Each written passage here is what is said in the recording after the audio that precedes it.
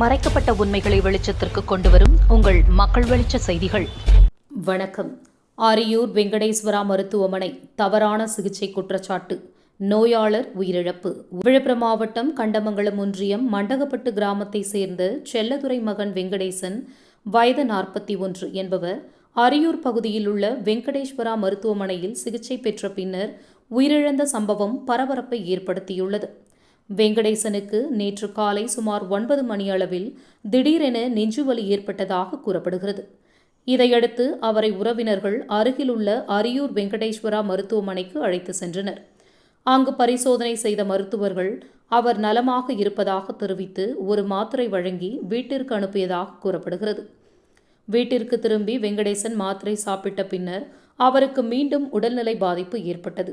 சிறிது நேரத்தில் மயக்கம் ஏற்பட்டு கீழே விழுந்தார். உடனடியாக உறவினர்கள் மீண்டும் மருத்துவமனைக்கு கொண்டு சென்றபோது அவர் உயிரிழந்துவிட்டதாக மருத்துவர்கள் தெரிவித்தனர்.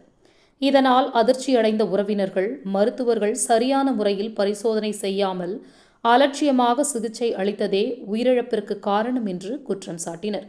மேலும் சம்பவத்திற்கு பிறகு மருத்துவர்கள் தெளிவான விளக்கம் அளிக்காமல் தாமதமாக நடந்து கொண்டதாகவும் அவர்கள் தெரிவித்தனர். இதையடுத்து வெங்கடேசனின் உடலை பெற்றுக்கொள்ள மறுத்த உறவினர்கள் புதுச்சேரி விழுப்புரம் தேசிய நெடுஞ்சாலையில் அமர்ந்து போராட்டத்தில் ஈடுபட்டனர்.